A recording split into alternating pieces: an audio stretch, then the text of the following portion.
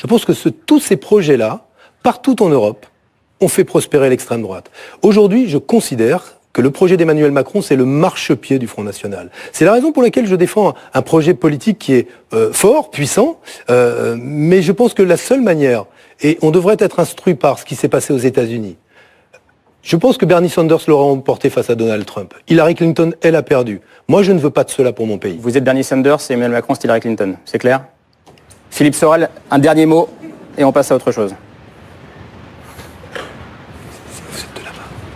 Écoutez, moi je souhaite que le programme d'Emmanuel Macron qui positionne la culture et l'éducation en priorité, eh bien, soit apprécié à sa juste valeur, parce que la conception idéologique de la politique n'est plus ma conception et ne peut pas être, à mon sens, une voie d'avenir pour notre pays. Merci Philippe Sorel, on a bien vu les deux gauches irréconciliables ce soir. Benoît Hamon.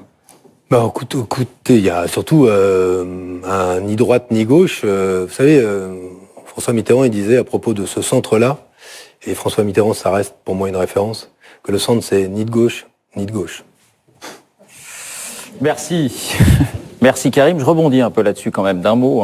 Benoît Hamon, on va pas passer la soirée là-dessus, mais sur ces deux gauches irréconciliables, Emmanuel Macron, bien sûr que c'est pas une gauche chimiquement pure, d'ailleurs il ne s'en revendique pas, mais enfin il a servi un quinquennat à gauche et il ressemble en beaucoup de points à beaucoup de social-démocraties européennes qui ont gouverné. Est-ce qu'on n'est pas là dans la fracture entre les deux gauches et est-ce qu'il faut continuer à essayer de rassembler ces gens-là alors que visiblement vous regardez vraiment dans des directions opposées? Moi je veux m'adresser à la fois aux électeurs, je le dis aux communistes aujourd'hui qui votent ou pourraient voter Jean-Luc Mélenchon.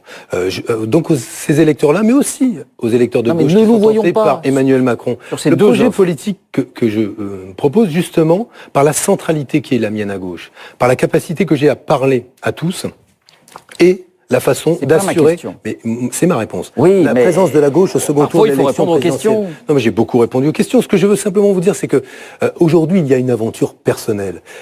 La politique, c'est pas de la comédie. Quand il y a tout ce monde-là derrière lui, c'est une aventure personnelle. Allez-vous me dire demain comment Emmanuel Macron gouvernera en allant de Robert Rue à Alain Madelin? J'entends dire qu'il veut gouverner avec des majorités de gauche pour des projets de gauche et des majorités de droite différentes pour des projets de droite. Mais il nous prépare une France ingouvernable. Est-ce qu'il n'y a pas des clivages artificiels aujourd'hui? C'est la question qui vous pose d'une certaine manière. Ce qui n'est pas raisonnable, c'est de se préparer à aller aux élections présidentielles sans savoir avec qui on gouvernera. Ce qui n'est pas raisonnable aujourd'hui, c'est de proposer justement l'ingouvernabilité de la France. Nous avons besoin d'un chef d'État qui montre un cap, qui fasse confiance à sa majorité parlementaire et à son gouvernement pour gouverner. Ce sera mon cas. C'est comme ça que j'entends partager les rôles, en restant à ma place comme président de la République et en confiant au gouvernement le soin de gouverner avec une majorité stable. Et pour lui, vous dites, prendre le risque? Mais non, mais pouvons-nous prendre le risque d'une majorité instable, avec le Front National aux portes du pouvoir? Ma conviction, je ne le dis pas pour agiter un chiffon rouge, je pense que, oui, aujourd'hui,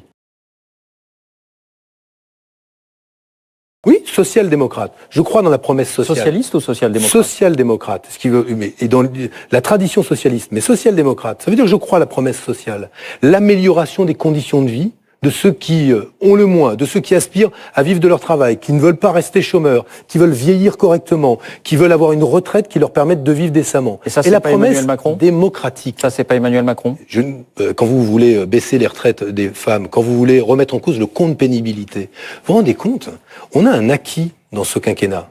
Le fait d'avoir dit aux Français, vous travaillez dur, vous partirez plus tôt à la retraite. Pourquoi? Parce que c'est juste.